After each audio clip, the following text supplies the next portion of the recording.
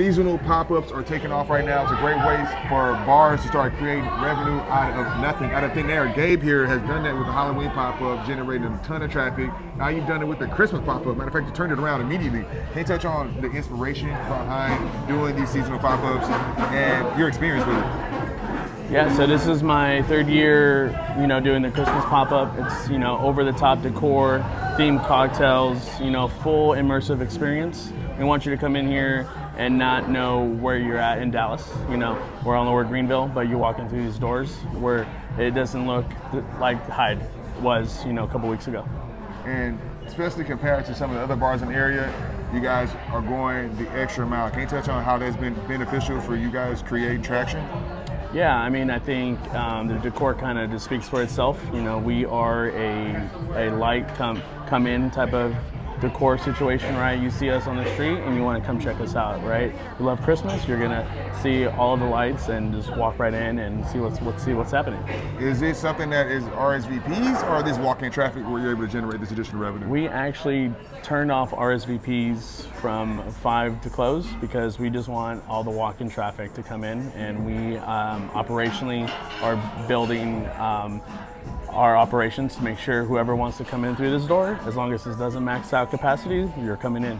Did you see something in the past where people were just showing up late for reservations, or these odd number parties were making the table seating inefficient? Right, so like a group of 8 people or a group of 20 that's to 8 to 12 all want to come, but not everyone always shows up. So we're going to see the people that are here, that are waiting in line, because eventually I'm going to hit capacity. And it's not fair for the person that's been waiting for 30 minutes to come in and have a reservation, So we just cut reservations for the holidays. Unless you're doing a buyout with us, that's a little bit different. But, normal service, full walk-in. All right, cool. I want to hear more about the beverage program. Okay. So now I'm behind the bar, and I've been here a couple times, and now you've completely taken all your glassware out and putting all this new glassware in, which means you've changed the drink menu once again from Halloween to regular menu, now to Christmas menu. Can you touch on what the integration is like? It takes about a full day. We call it an operational flip. So we take all of our glassware that we have for the whole year, pack it all up, and we bring in all of our Christmas glassware and put it in all the spots that we know it's going to work and be functional. A lot of the rocks, Collins, and Coops are, it's just a quick, easy sub in, sub out.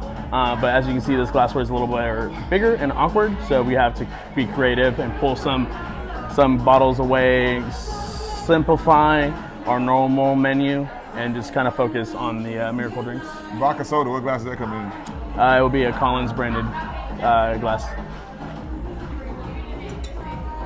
So still fun. Okay. Yeah. I like that, man. Yeah. And so what are some, the customer experience benefits from having this glassware here? I think everyone goes a little feral for the glassware. They see the unicorn, the Santa pants, the Santa head. They're not asking me what's in the drink first. They're like, I want the unicorn. I want the T-Rex. Then I kindly guide them. I'm like, okay, well, first, do you want to know what's in the drink? And then we go from there. And honestly, these are very almost, reminds me of being childhood and stuff like that, right? But obviously kids can't drink. Right. So do you think people are trying to chase that nostalgia of childhood by 100%. immersing this experience? Yeah, I think that's what we're trying to give them as well, right? Have that nostalgia, childhood, immersive experience, maybe bring, you still can bring your family in as well. I do offer mocktails, so if you're 19, you can still partake and have a fun glass. But we definitely want to create that nostalgic feel from your childhood. How do you stop people from stealing them? I check your bags and jackets on the way in and out. Seriously? 100% on every single menu. I have 4 door guys. I got to see this on tape. When it comes to getting your staff up to speed, because I know you're bringing on people just for this influx in volume, how can they be able to come in here and be effective immediately? I've simplified a lot of our molecular bartending that we do on a day-to-day, where it's really simple. I have all my recipes in every single station behind the bar. So if I am bringing you on for this season, first you're going to have 2 days training with me for sure. I'll show where everything is. And then at that point, based on the interview process, I'm trusting that you can think on your feet and join in and kind of just roll with the punches. But that's something I'm 100% looking for. Like, obviously, when you're not only joining the company at a high volume time and learning everything, you're gonna have to be able to be a little bit malleable and think as you go. but I give them all the tools that they can possibly have to be successful. All right. Now, this is a project that you really just can't get done without a good team around you, without good help. But go ahead, this place is elaborately decorated. Can you touch on the work, the effort, and the strategy behind, I guess, these decorations, putting them up, or even having access to them? Right. So all the decorations live in a storage unit all year long, and then we hired movers, bring them out, put it in a storage container in the parking lot, and then myself and my team spend 20 plus hours coordinating and bringing everything up and starting with the lights, and there's a whole list that we go through. But yeah, everyone, it's an all hands in project. Getting everyone motivated and on board can be a struggle, but this year has actually been pretty good in that regard. I kind of told them, every person I hired this year was told in their interview that this is what we do, and this is something that it wasn't really an ask, it was an expectation. How critical is it for people to have expectations before they come into a job and setting those forward? I'm pretty sure it's a lesson you learned. I think it's something I've learned for sure. I think the years past, it's, well, where is everyone? Well, we didn't tell them. And me being in their shoes, I would like to know what I'm getting into when I get hired on the job. I think that onboarding process gets looked past when you're, understaffed and trying to staff really fast. And this year I did all the, finer details way back in July instead of trying to do it in November when it's a little too late. Like at that point, you get what you get. And then I think it's very helpful too when employees are getting onboarded into a system that the leader is confident in what's happening. It's like, yo, this is what we got to do, guys. This is what we're doing, versus maybe winging it and then them seeing that you're uncertain, and then of course it's hard for them to be on board. Right. Yeah, downstairs took us about 2 weeks. We didn't stop service once, and we just, cut off the room and flipped. Upstairs, we had to cut it off just because of the rain kind of delayed us. But right now we're in service and we're not fully open for this pop-up until this Friday. And of course, getting all of this stuff done is hard work, but it's definitely worth it. You guys are seeing the ROI, especially the fact you guys have a storage container full of stuff ready to go. Mm-hmm. For those bar managers, beverage directors out there who are maybe on the fence about decorating and going all out for Christmas, what would be your advice to them? I think everyone needs to be on board top down. It starts with the owner, and then ends with management. It also goes through management all the way down.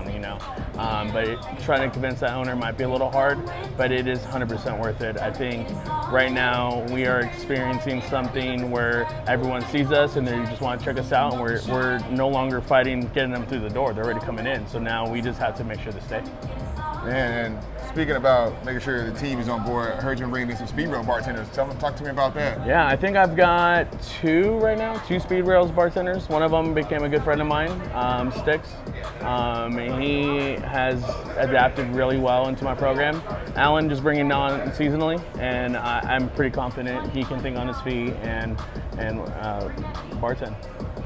What would you say about, hypothetically, the speed rails ecosystem compared to a traditional job interview and getting a chance to evaluate if somebody is an appropriate fit for your program?